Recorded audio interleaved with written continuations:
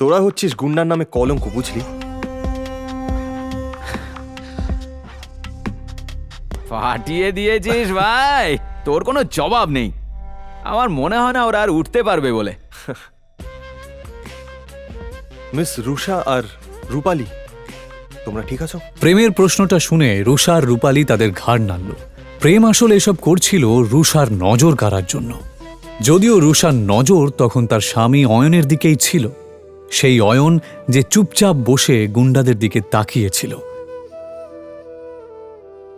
প্রেম সেন আরও ক্ষিপ্ত হয়ে যায়। ভাই এবার এদেরকে নিয়ে কি করবি? কাউকে ডাকবো নাকি এদের ব্যবস্থা করার জন্য? আরে তার দরকার পড়বে না, আমার স্টাফ দেখে নেবে।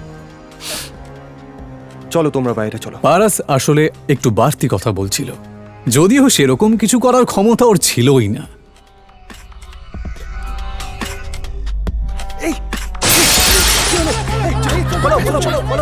চলো